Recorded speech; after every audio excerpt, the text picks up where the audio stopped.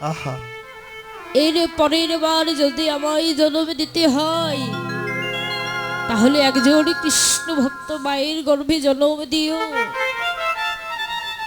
যে কৃষ্ণ ভক্ত মায়ের গর্ভে জন্ম পেয়ে সকাল সকালে সাধু গুরু বৈষ্ণবের বাজারে গিয়ে আমি ভক্তির চরণের ধুলিতে অঙ্গে মাখতে পারবো, আমি যেন আমার নয়নের জলে ওই ভক্তির চরণটা ধৌত করতে পারি। ভক্তির চরণ ধৌত করবে বলে বাবা আজ গৌর হরি আমার এ নদীয়ার মাঝে এসে যেন অবতীর্ণ হয়েছে। কেন অবতীর্ণ হলেন? এ জগতে তার তো কোনো অভাব নেই। যিনি জগতের স্রষ্টা মালিক, যিনি এই জগৎটা সৃষ্টি করেছেন বাবা, এ জগতে তো তার কোনো অভাব নেই। কিন্তু তিনি কেন এই কলিকালে এসে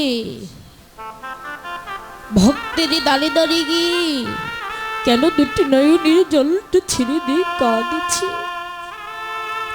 আজকে গৌর হরি আমার রায় ধনীকে ডেকে ডেকে বললেন, রাধে আমি অন্যান্য যুগে ধরা চোরা বাঁশি শঙ্খ এগুলো বাদ দিয়ে আমি হাতে অস্ত্র ধরেছিলাম, কিন্তু এই কলিকালে এসে আমি ওই ধরা চূড়া আজ যেন মোহন বাঁশিটা হাতে করে লইয়ে আর ওই বাঁশিতে শুধুমাত্র প্রেমময়ী রাধারানী ওই নাম খণ্ডটা লইয়ে আমি কলিযুগে এসে মনে মনে ভাবতেন আর বলতেন যে এই জগতে আমার মতো ধ্যানী রাজা আর কেউ নেই, আমার মতো দানী রাজা আর কেউ নেই। আমি তো সকল ভক্তকে দান করে দেই, আমার বলতে যা কিছু ছিল সকল ভক্তদের দিয়ে দেই। এ জগতে আমার মতো দানী রাজা আর কেউ নেই। তো বাবা ওই রাজা হরিশ্চন্দ্রের মনে যখন অহংকারটা জন্মিল, ওই হরিশ্চন্দ্রের গুরুদেব যার নাম ছিল বৃষামৃত, তিনি আজ মনে মনে ভাবলেন আর বললেন, ওরে হরিশ্চন্দ্র আজ তোর মনে বড় অহংকারে জন্মে গেছে, তোর এই অহংকারটা খুব তাড়াতাড়ি নিধন করতে হবে। এবার তার গুরুদেবী করলেন কি, ওই রাজা হরিশ্চন্দ্রের ঘর বাড়ি বিষয় বাসনা যা কিছু ছিল বাবা সব কিছু হরণ করে নিয়েছে। এবার হরণ করে নেবার পরে রাজা হরিশ্চন্দ্রকে ডেকে ডেকে বলছে, হরিশ্চন্দ্র ঘর বাড়ি টাকা পয়সা সব কিছু আমায় দান করলে, দাও এবার দানের দক্ষিণাটা আমায় দাও, দানের কড়িটা আমায় দাও। যেই না হরিশ্চন্দ্রের গুরুদেবী বললেন যে আমায় কড়িটা দাও, সব তো দান করলে এবার দানের দক্ষিণাটা তো দিতে হবে। তখন রাজা হরিশ্চন্দ্র কেঁদে কেঁদে বলছে, গুরুদেব এই জগতে আমার বলিতে যা কিছু ছিল আমি যে সবই কিছু তোমার চরণে অর্পণ করে দিয়েছি। গুরুদেব আমার বলতে তো এখন আর কিছু নেই, এখন আমি করি কোথায় পাবো? আমার কাছে যে একটি মাত্র করি নেই। ওই রাজা হরিশ্চন্দ্র কি করলেন বাবা, রাজা হরিশ্চন্দ্রের স্ত্রী যার নাম ছিল শৈবা। এবার শৈবাকে নিয়ে পথবাজে হেঁটে হেঁটে যেতে যেতে ওই রাজা হরিশ্চন্দ্র কেঁদে কেঁদে বলছি কি জানো, ওই রাজা হরিশ্চন্দ্র কেঁদে কেঁদে বলছে, কেউ কি দাসী নেবে? দাসী, আজ আমি দাসী দিতে এসেছি। এমন সময় এক বাবাজি এসে বলছে, আমার বাড়িতে কাজ কর্ম করবার জন্য মানুষ নেই, তবে আমি ওই দাসীকে নিতে পারি। শৈবাল একটা পুত্র সন্তান ছিল। শৈবা বললেন, বাবাজি, শুধু আমি নই, আমার এই পুত্র সন্তানটাও আমার সঙ্গে যাবে। এই বলে শৈবা চলে গেলেন ওই বাবাজির বাড়ি।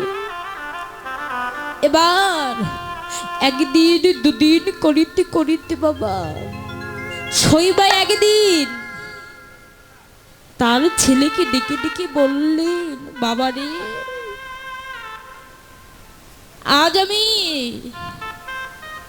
মহাপ্রভুকে পূজা দেব, জানো একটু ফুল তুলে নিয়ে আয়। ওই শৈবার সন্তান বাবা এবার ফুল তুলতে গেছে। আর ফুল তুলতে গিয়ে সেখানে একটা বিষধর সর্পে তার সন্তানকে দংশন করেছে। এবার শৈবা করলেন কি, ওই মৃত সন্তানটিকে কোলে করে লয়ে কেঁদে কেঁদে বললেন, হে গৌর হরে, আমাদের ধন সম্পদ টাকা পয়সা বিষয়ী বাসনা সবই কিছু তুমি আমাদের থেকে হরণ করে নিলে। এবার আমার মুখ থেকে আমার সন্তানটিকে হরণ করে নিলে। হে গৌর হরি, তার তো এখনো যাবার সময় হয়নি। এখন তো আমার যাবার সময়, আমাকে না নিয়ে কেন আমার সন্তানটিকে কেড়ে নিলে? এই বলে ছেলের শেষ কর্ম করতে হবে। শেষ কর্ম করবে বলে শৈবা ওই মৃত সন্তানটিকে কোলে করে লয়ে এবারে যেন শ্মশানের দিকে যাচ্ছে। আর ওই রাজা হরিশ্চন্দ্র একটা কড়ি পাওয়ার আসে মরা পোড়ানোর কাজ করছে। যেই না মরা পোড়ানোর কাজ করছে বাবা, নিজ স্ত্রী শৈবাকে দর্শন করে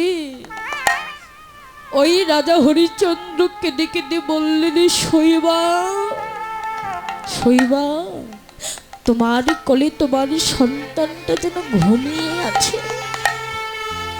কেন ঘুমিয়ে আছে?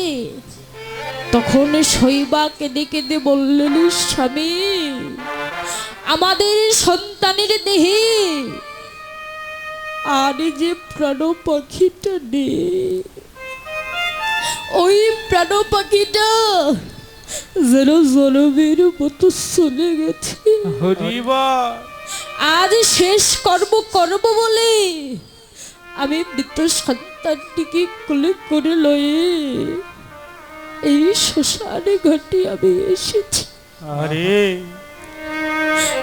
ওই মৃত সন্তানকে লই বাবা রাজা হরিশ্চন্দ্র আবার কেঁদে কেঁদে বলছে, শৈবা, আমাদের সন্তানটা তো মারা গেল, চলো। হরি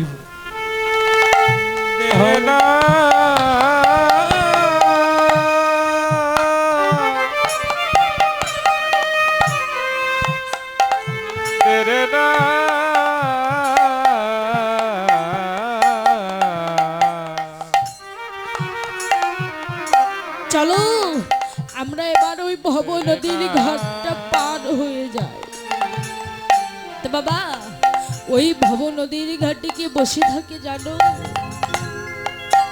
ওই ভব নদীর ঘাটে মাধব নামে একজন বসে আছে। এবার ওই রাজা হরিশ্চন্দ্র কেঁদে কেঁদে বলছে কি জানো? ও কি মাধব রে,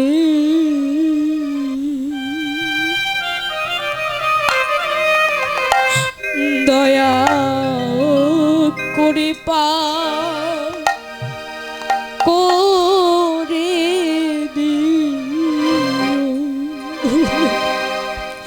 মরে নাই পারের করি।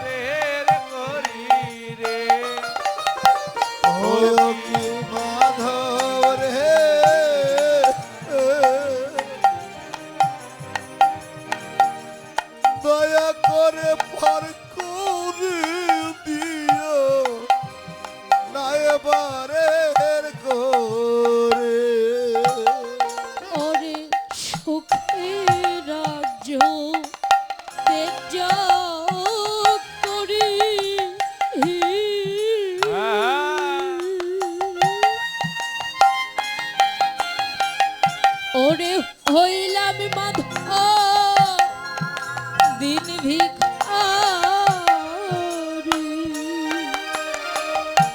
ওরে সুখরাজ করি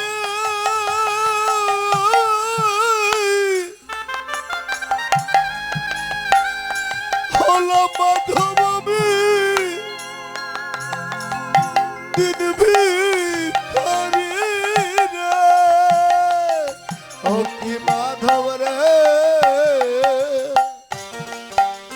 দয়া করে করে দিও নাই পারে করি। ও কি মাধব রে, দয়া করে করে দিও নাই পারে করি রে। হয় কি মাধব রে, দয়া করে করে দিও নাই পারে করে। এবার ওই রাজা হরিশ্চন্দ্র কেঁদে কেঁদে বললেন, মাধব আমাদের কাছে করি বলতে যে আর কিছু নেই। মাধব আজ আমার বলতে যা কিছু ছিল সবই কিছু গুরুদেবের চরণে অর্পণ করেছি। আজ আমার এই সন্তানটা মারা গেছে, তার শেষ কর্ম করব বলে এসেছি। মাধব, তুমি একবার কৃপা করে ওই ভব নদীর ঘাটটা পার করে নিয়ে যাও। মাধব, শুধু আজকে নয়, যেদিন হইতে আপন বলতে আমার কেউ রবে না। কেউ রবে না রে, আপনে জনে পরিজনে দূরে দাঁড়িয়ে থাকবে, দূরে দাঁড়িয়ে থাকবে। সেদিনে তুমি একবার নিজ গুণে কৃপা করে কৃপা করে মাধব, সেদিন শেষের দিনে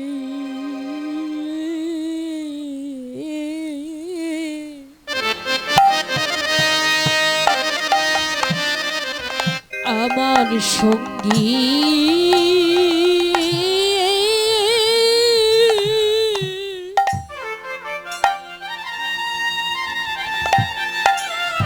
ওরে সঙ্গী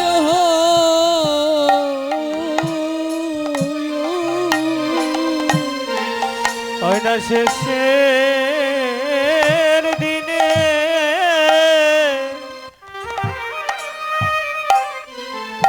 ওই না সঙ্গী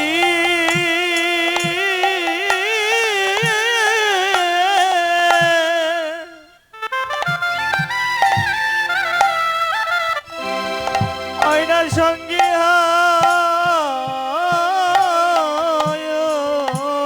ও তোর সোনার অঙ্গ একদিন হবে ভঙ্গরে।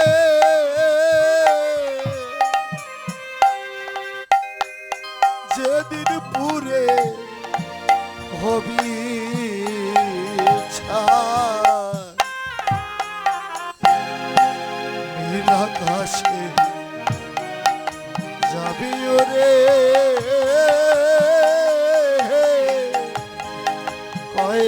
কয়লার ধোয়া আর নীল আকাশে যাবি ওরে কয়লার ধোয়া। সেদিন জ্বলবে আগুন খুঁজে খুঁজে,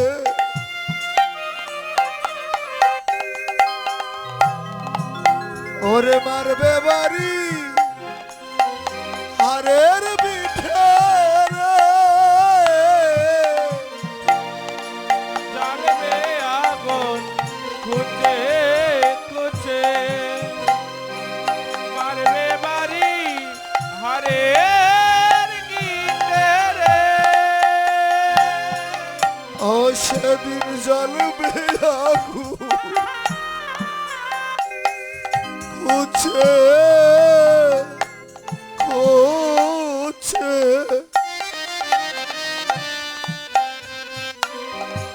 ও তোর মারবে বাড়ি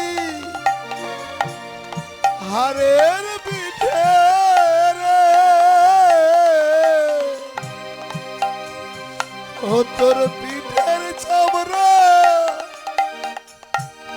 যাবে জ্বলে রে। তোর পিঠের চামড়া যাবে জ্বলে রে। ও তোর পিঠের চামড়া সেদিন যাবে জ্বলে রে।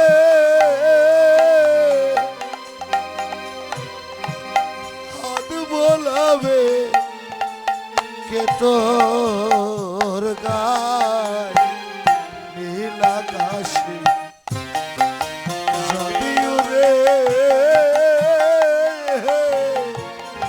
কয়লারি দোয়া বন্ধু। নীল আকাশে যাবে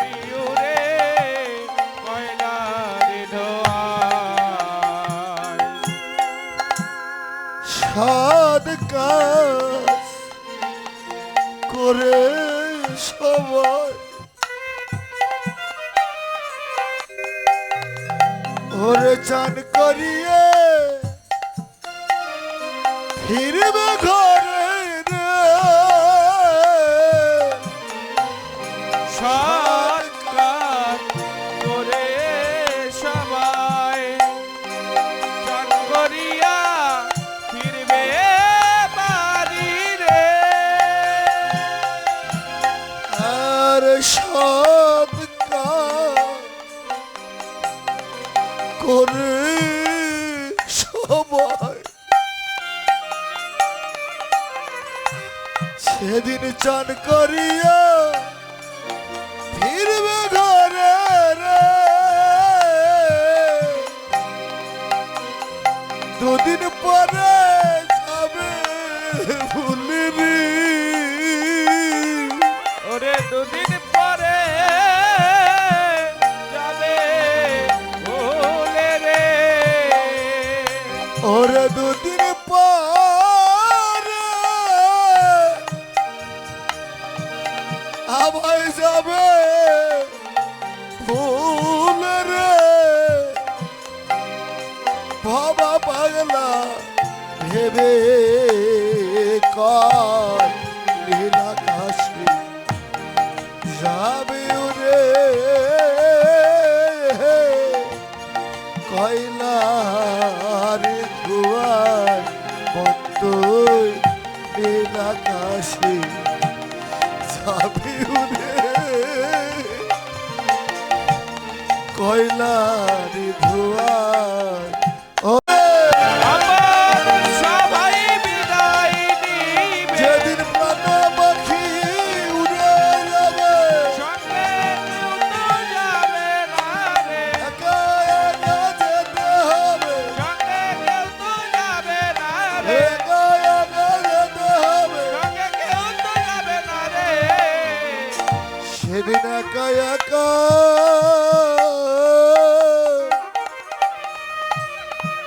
ওরে যেতে হবে এ রে। গৌর হরি বল। তো আজকে গৌর হরি আমার কি করলেন বাবা?